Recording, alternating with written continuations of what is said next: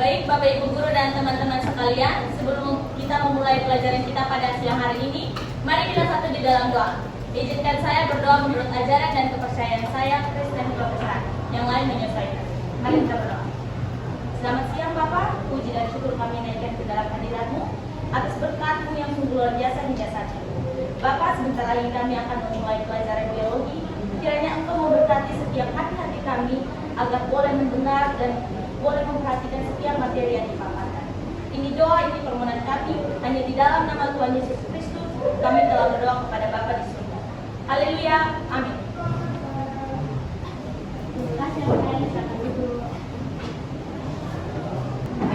Oke, baik. Jadi hari ini kita akan melanjutkan pembelajaran kita tentang virus. Tapi sebelum itu Ibu mau tanya dulu.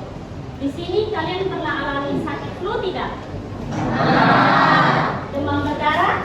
Nah, kedua penyakit itu disebabkan oleh salah satu mikroorganisme paling kecil yang disebut virus. Oke.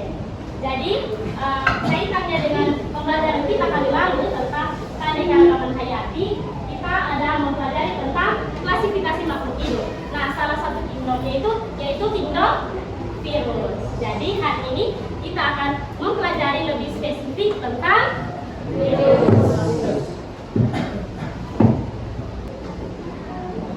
Oke, jadi sebelum kita masuk pada materi virus, kita akan perlu ketahui bersama dulu tentang tujuan pembelajaran kita pada hari ini. Jadi tujuan pembelajaran kita pada hari ini melalui model pembelajaran kooperatif peserta didik kelas 10 SMA Negeri 3 Kupang dapat mengidentifikasi sejarah virus, ciri-ciri virus dan struktur virus, serta bentuk dan struktur virus. Oke, jadi kemudian yang kedua tujuannya itu membedakan reproduksi virus secara lidik dan isogenik. Dan yang ketiga itu mengklasifikasikan virus berdasarkan bentuk dan materi genetiknya dengan benar. Sampai sini bisa? Bisa.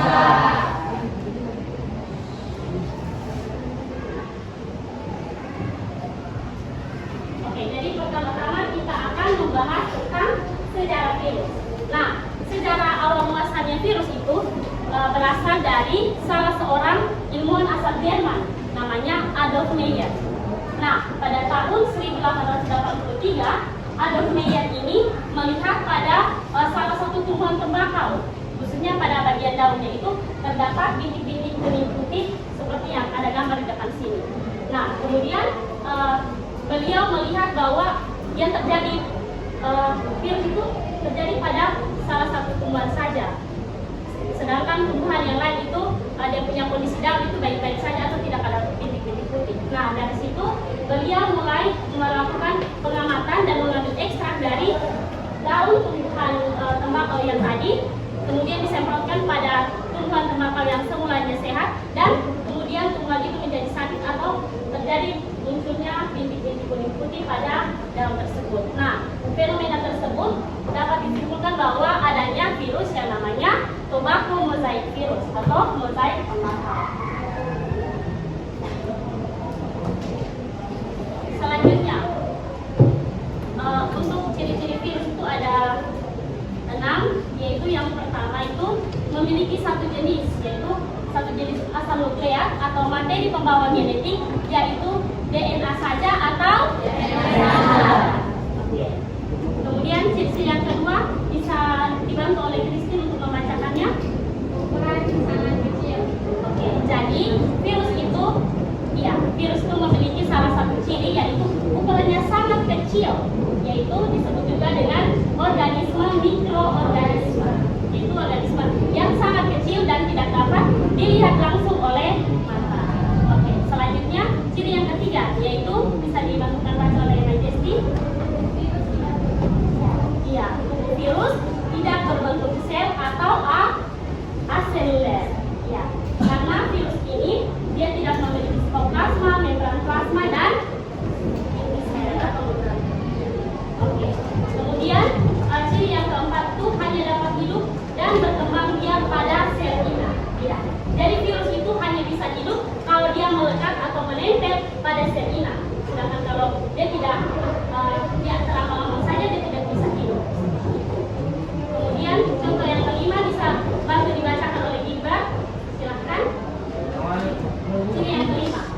merupakan makhluk metaorganisme. Virus itu merupakan suatu makhluk metaorganisme karena dia merupakan organisme yang ada pada fase peralihan dari makhluk yang tidak hidup kemudian dikristalkan dan menjadi makhluk hidup. Kemudian ciri virus yang keenam bisa dibacakan anak. Iya, virus ini memiliki berbagai macam bentuk. Salah satunya ada yang tahu? Bentuk T. Bentuk? Tepuk tangan dulu. Selanjutnya di sini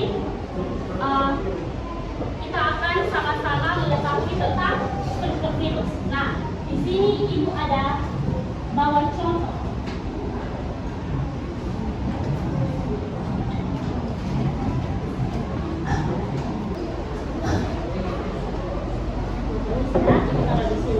Nah, ini merupakan salah satu contoh virus yang namanya bakteriofag. Nah, ini tuh terdiri dari kapsid, yaitu ada yang tahu pengertian dari kapsid? Angkat tangan, ayo. Silahkan anak. Oke, jadi virus seperti itu yang terpaling adalah yang namanya kapsid. Kapsid itu merupakan protein pelindung yang melindungi materi genetik yang ada di dalamnya. Nah, ada yang bisa sebutkan salah satu contoh tujuan dari kapsid itu atau fungsi dari kapsid. Oke, silakan. Iya, memberi bentuk pada virus.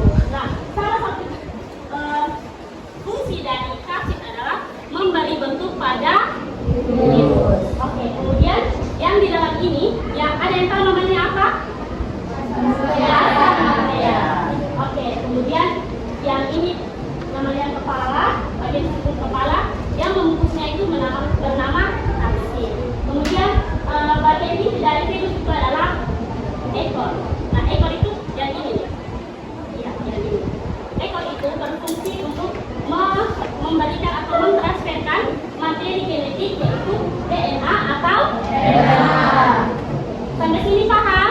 Paham.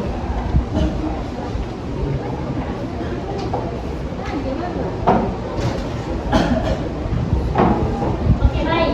Selanjutnya kita akan mengetahui bersama tentang klasifikasi berdasarkan bentuk-bentuk virus.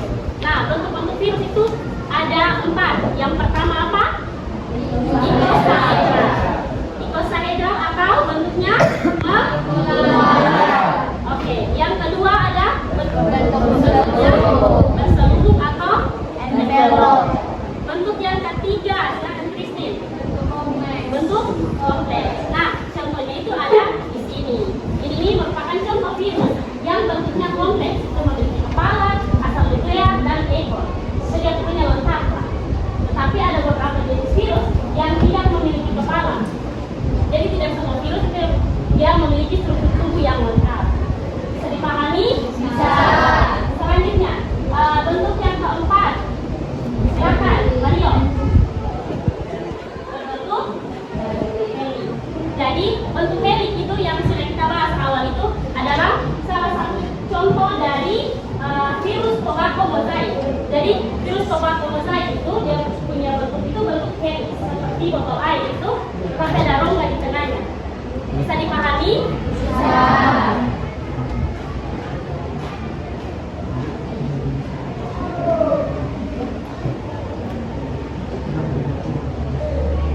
Oke, selanjutnya kita bahas bersama tentang perkembangbiakan atau replikasi virus. Nah, perkembangbiakan atau replikasi virus itu dilakukan untuk memperbanyak jenis sel atau memperbanyak virus. Nah, virus itu melakukan siklus litik dan isogenik tergantung ketahanan sel inang. Jadi, diulangi ya, virus itu melakukan siklus litik dan isogenik itu berdasarkan atau bergantung pada ketahanan sel inang terhadap virus yang menginfeksi. Nah, jika sel inang memiliki ketahanan yang lemah, maka virus itu dapat melakukan siklus litik. Iya, siklus litik. Sedangkan kalau sel inang memiliki ketahanan yang tinggi, itu akan terjadi atau virus itu melakukan virus disorder. Sampai sini paham?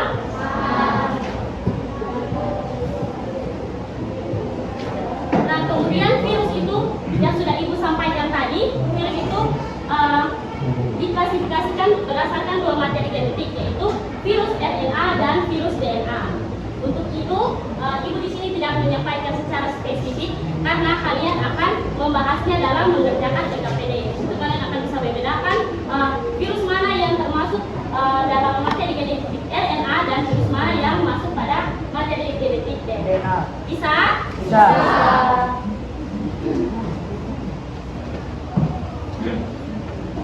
Oke, mungkin itu saja penjelasan singkat dari Ibu tentang pengantar atau materi virus ini. Selanjutnya untuk menguji pemahaman kalian, Ibu akan membagikan LKPD. Tapi sebelum itu, Ibu sudah membagi kalian list nama-nama di grup.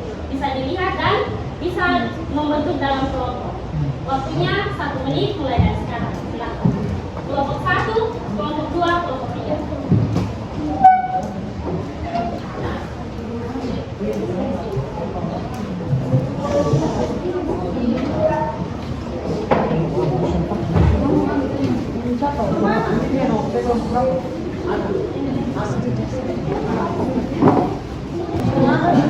Oke, sudah masuk dulu dalam kelompok? Sudah. Ibu akan membagikan LKPD untuk kalian kerjakan.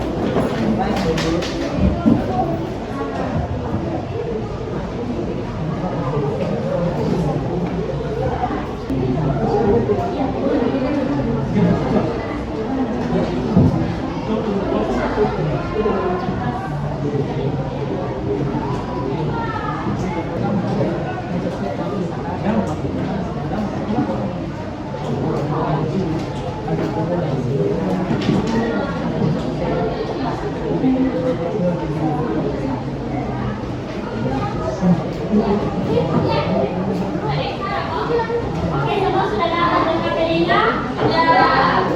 Jadi sebelum itu, Ibu minta perhatian kalian ke depan dulu. Perhatikan ke depan untuk menjelaskan isinya, mekanisme pengerjaan. Oke, masih balik belakang, bisa balik ke depan dulu. Oke, jadi di sini itu ada 3 aktivitas. Jadi masing-masing kelompok itu mengerjakan satu aktivitas saja. Contohnya itu kelompok 1 mengerjakan aktivitas 1. Di situ dia ada instruksi untuk memandikan struktur virus, yaitu ada contoh dari bakteriofag dan virus HIV. Kemudian itu kalian bisa lihat dia punya kolom di situ. Kemudian untuk kelompok 2 mengerjakan aktivitas 2, yaitu reproduksi virus. Kemudian kelompok 3 bisa perhatikan ke depan dulu. Ya, jadi kelompok 3 itu dapat tentang klasifikasi virus. Jadi di situ kalian membedakan nama virus dan bentuk virus dari gambar yang ada di depan di atas. Oke, bisa? Bisa. Oke, selamat mengerjakan.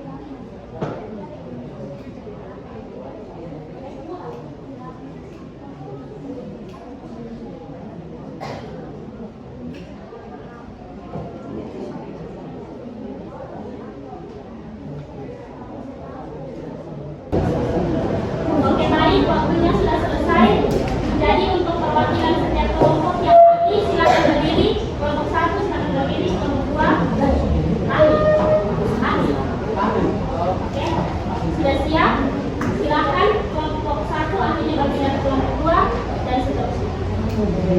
Waktu menjelaskan 1 menit saja. Silakan.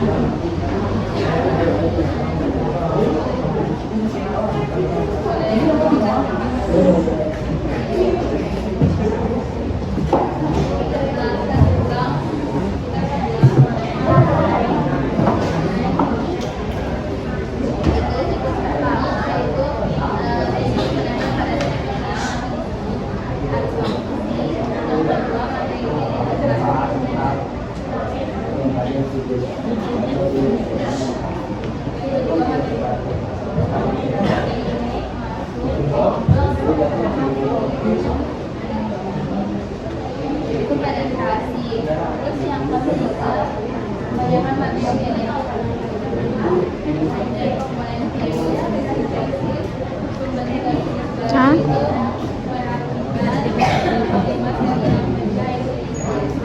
I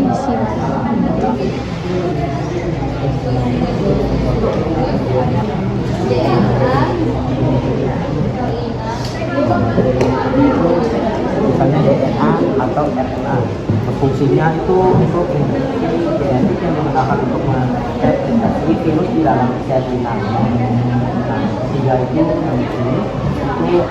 adalah leher. Fungsinya itu penghubung antara kepala dan seluruh ekor. dari virus itu terdiri dari genetiknya itu RNA doang. Dia terpisah dari satu yaitu RNA doang. Kalau virus yang kedua tuh HIV.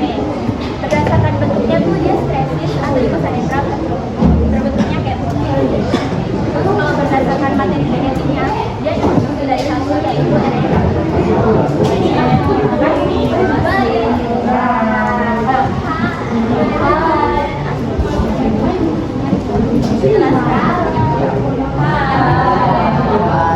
Ada virus namanya Ebola virus. Dia kalau berdasarkan bentuknya tuh filamen atau helix. Kalau berdasarkan materi genetiknya dia Menjelaskan bagaimana pada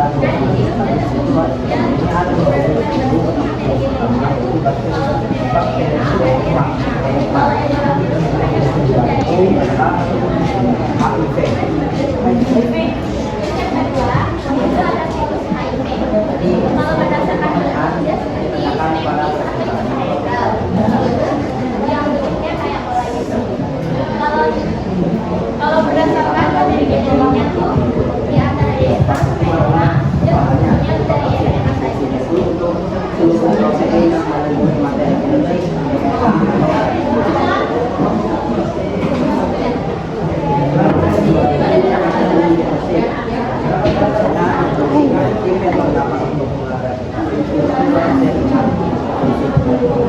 dan adalah fungsi antara kepala dan seluruh ekor.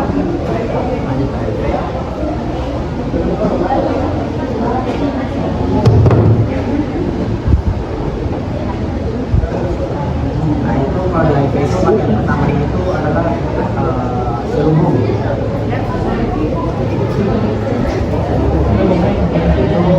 Itu adalah lapisan kedua yang berasal dari membrana sel inang membantu virus dalam pelekatan dan masuknya ke dalam sel.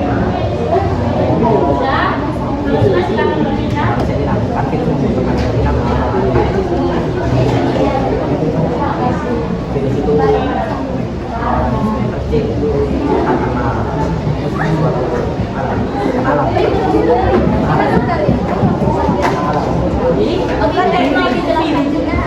Oke, sudah semua. Kepada moderator Ibu persilakan untuk memandu kita dalam sesi diskusi dan presentasi.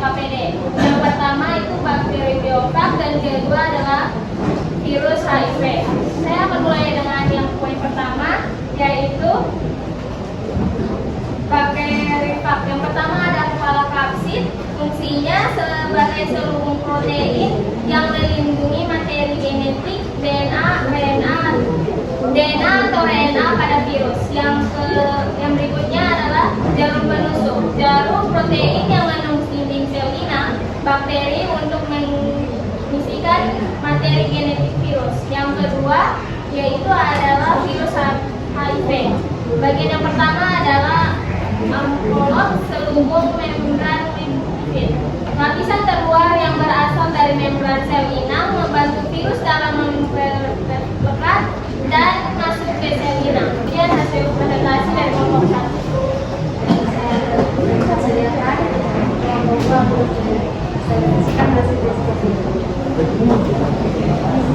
Baik, saya dari kelompok 2 akan mempresentasikan hasil presentasi. Berdasarkan gambar siklus litik dan isogenik, pasangkan urutan atau tahapan yang sesuai pada skema. Yang lain tolong perhatikan ya. Sebentar, kalian dipersilakan untuk memberikan pertanyaan. Tahapan ini yang pertama masuk pada skema, yang kedua materi genetik masuk, yang ketiga materi genetik virus menyatu dengan DNA inang. Yang keempat, sel inang membawa materi genetik virus. Yang kelima, materi genetik virus lepas dari inang dan memasuki siklus litik. Yang keenam, virus baru keluar setelah itu. Doni. Oke. Silakan lanjut untuk kelompok 3. Ya, saya dan kelompok 3 akan mempresentasikan hasil kerja kami aktivitas 3. Yang pertama, nama virus, Ebola virus berdasarkan bentuk filamen atau seperti benang atau helix. Virus kedua yaitu virus HIV berdasarkan bentuk viris atau bola atau pikoseral terselubung. Yang keempat, nama virus Ebola virus berdasarkan materi genetik DNA atau RNA. Yang pertama itu RNA, yang kedua HIV juga berdasarkan materi genetik DNA atau RNA, yaitu RNA. Baik, saya akan memberi waktu jika memberi pertanyaan kepada kelompok yang saya persilakan. Silakan kepada setiap kelompok yang ingin memberikan pertanyaan, dipersilakan. Oke, kepada kelompok 2 dulu, silakan. Saya ingin bertanya kepada kelompok 1, bagaimana jika salah satu dari unsur virus tersebut menghilang, contohnya kayak tertutup, apa yang akan terjadi? Kita tepuk tangan untuk pertanyaannya sangat bagus, yaitu tentang apa yang terjadi jika salah satu struktur pada virus itu tidak ada. Oke, kepada kelompok 1 silakan menjawab atau butuh waktu. Butuh waktu. Oke, kalau butuh waktu kita lanjutkan dulu kepada penanya yang kedua. Silakan kelompok 1.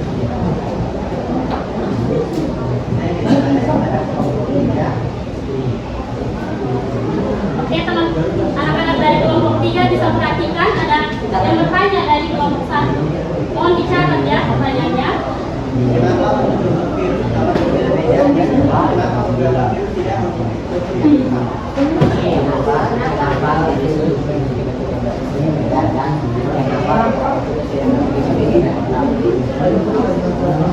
Oke, kita tepuk tangan dulu untuk pertanyaan.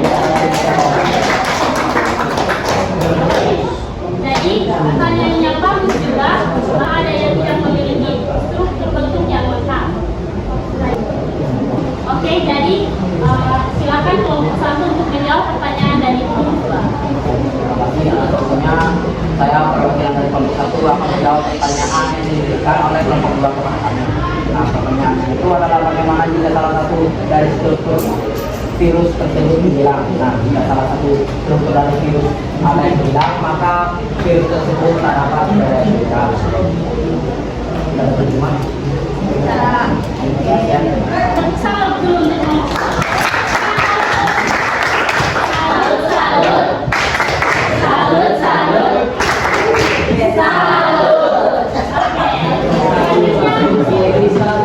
Untuk jawaban dari kelompok 1 bisa dipahami dengan baik. Selanjutnya kelompok 2 silakan menjawab pertanyaan. Kelompok 3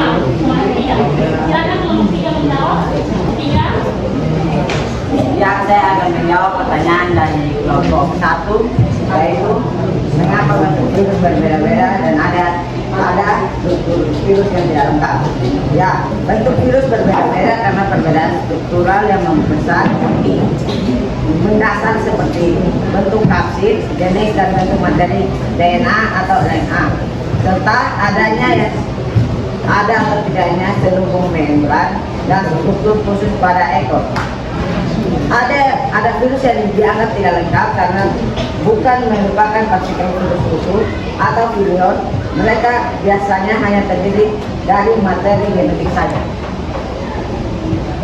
Apakah bisa dipahami kelompok 1? Kita tepuk salut dulu, tepuk salut. Salut, salut. Salut, salut.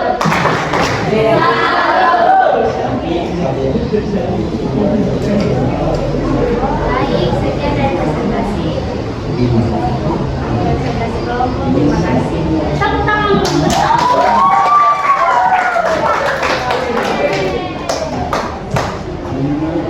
Pembelajaran hari ini tentang virus dapat dipahami? Kemudian untuk beberapa pertanyaan yang bagus tadi dari beberapa kelompok tentang bagaimana kalau salah satu struktur virus itu dapat tidak ada. Nah, kalau salah satu struktur pada tubuh virus tidak ada, itu akan berpengaruh pada proses replikasi atau reproduksi dari virus itu sendiri. Oke, kemudian pertanyaan yang kedua tadi, Ibu ulangi lagi untuk mempertegas agar kalian bisa memahami kalau virus itu memiliki berbagai bentuk, itu disesuaikan dengan materi genetik yang ada, yaitu virus itu kan memiliki salah satu saja asal nukleat atau materi genetik, yaitu DNA atau RNA. Sebelum kita mengakhiri pembelajaran kita, di sini Ibu minta kesediaan salah satu orang untuk memberikan kesimpulan terkait pembelajaran kita hari ini. Ada yang mau? Oke, silakan Lady. Yang lain mau perhatikan ya. Baik, sebagai kesimpulan dari materi ini yang bisa saya ambil, virus itu adalah racun. Virus selalu saja mengalami perkembangan dari waktu ke waktu disebut dengan mikroorganisme. Virus memiliki berbagai bentuk karena jenis materi genetik yang berbeda atau jenis sel inang yang dia lekat karena virus membutuhkan protein reseptor tertentu untuk dirinya. Oke, itu saja kesimpulan dari saya untuk materi ini. Terima kasih. Tepuk tangan dulu, Mbak. Terima kasih atas kesediaannya untuk memberikan kesimpulan terkait pembelajaran kita hari ini. Ibu juga meminta salah satu orang untuk memberikan refleksi terkait pembelajaran hari ini. Apa yang perlu diperbaiki untuk pembelajaran kita selanjutnya dan apa yang didapat pada pembelajaran hari ini. Untuk yang bersedia silahkan memberikan refleksi.